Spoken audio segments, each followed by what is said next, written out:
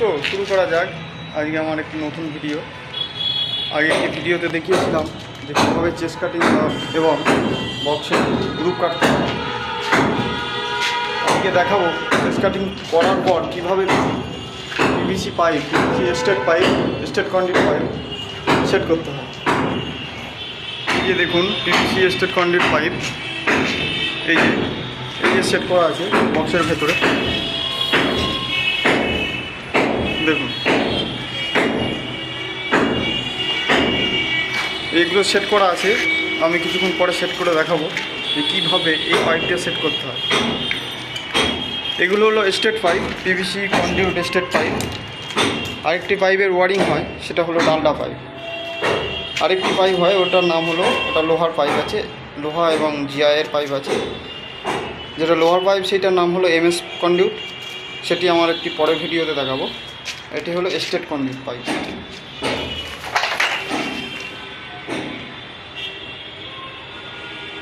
State conduit pipe. তো যেগুলো Dalda pipe সেগুলো সাধারণত ছোটো ছোটো বাড়িতে ব্যবহার করা হয়। স্টেট পাইপগুলো বড় বড় প্রজেক্টে ব্যবহার করা হয়। তো কীভাবে সেট করতে হয় সেটা দেখাবো। এখানে একটি পাইপ সেট করা আছে, আমি দেখাচ্ছি। পাইপকে একদম মাপের মতন করে কেটে তারপরে এরকমভাবে চেস্ট কাটিংয়ের মধ্যে লাগিয়ে এরকম সাইডে পেরেকটা মারতে হয়, এর মধ্যে না, এরকম সাইডে পেরেক মারতে হয়। পেরেক কিংবা চায়না ক্লিপও মারতে পারে। তো পাইপ ফিটিং করার সময় স্টেট পাইপে কিছু ভাঁজ মারতে হয়। সেই ভাঁজগুলো কিভাবে মারতে হয় সেগুলো আমি দেখাবো পরের ভিডিওতে। কিভাবে ভাঁজ মারতে হয়, অনেক ধরনের ভাঁজ মারতে হয়, ইনসেট, অফসেট, নানান রকমের ভাঁজ মারতে হয়। এই ভাঁজগুলো কীভাবে মারতে হয় সেগুলো আমি দেখাবো।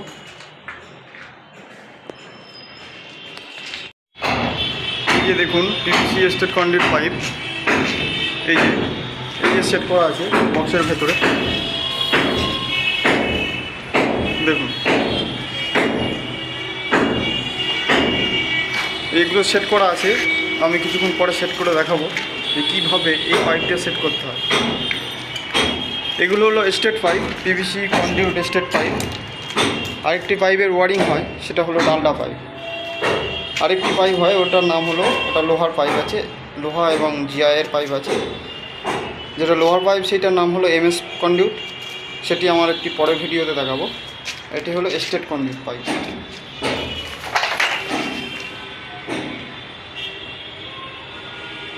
State conduit pipe. তো যেগুলো ডালডা পাইপ সেগুলো সাধারণত ছোটো ছোটো বাড়িতে ব্যবহার করা হয়। স্টেট পাইপগুলো বড় বড় প্রজেক্টে ব্যবহার করা হয়। তো কীভাবে সেট করতে হয় সেটা দেখাবো। এখানে একটি পাইপ সেট করা আছে, আমি দেখাচ্ছি। পাইপকে একদম মাপের মতন করে কেটে তারপরে এরকমভাবে চেস্ট কাটিংয়ের মধ্যে লাগিয়ে এরকম সাইডে পেরেকটা মারতে হয়, এর মধ্যে না, এরকম সাইডে পেরেক মারতে হয়। পেরেক কিংবা চায়না ক্লিপও মারতে পারে। পাইপটা সেট করতে হয়। প্রথমে আমি একটি 20 mm পাইপ নিলাম। ঠিক আছে, 20 mm, এই যে পাইপ 20 mm সার্কুলার মেপে নিয়ে আমি এই জায়গাটা পাইপটা সেট করবো। এই জায়গাটা পাইপটা সেট করবো।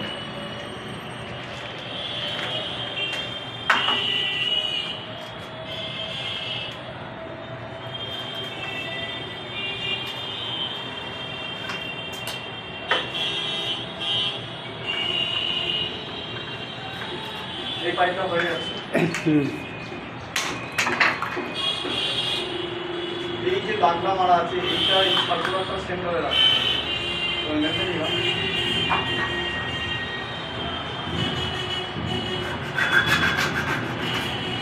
তারপরে এটা নিয়ে একসঙ্গে দেখে দিলাম।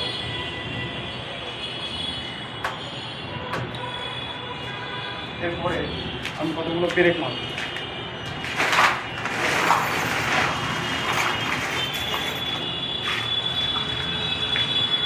কতগুলো পেরেক নিলাম, পেরেকগুলো অবশ্যই সাইড দিয়ে মারতে হবে।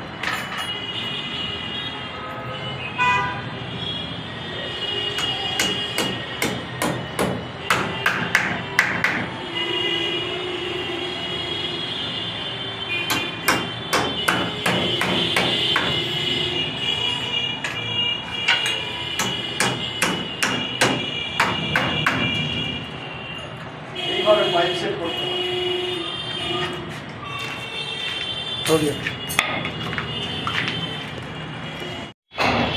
এই যে দেখুন পিভিসি স্টেট কন্ডুইট পাইপ, এই যে সেট করা আছে বক্সের ভেতরে। দেখুন এইগুলো সেট করা আছে, আমি কিছুক্ষণ পরে সেট করে দেখাবো যে কীভাবে এই পাইপটা সেট করতে হয়। এগুলো হলো state pipe, PVC conduit state pipe. আরেকটি পাইপের ওয়ারিং হয়, সেটা হলো ডালডা পাইপ। আরেকটি পাইপ হয়, ওটার নাম হলো, ওটা লোহার পাইপ আছে, লোহা এবং জিআইয়ের পাইপ আছে। যেটা লোহার পাইপ সেটার নাম হলো এমএস কন্ডুইট, সেটি আমার একটি পরের ভিডিওতে দেখাবো। এটি হলো স্টেট কন্ডুইট পাইপ।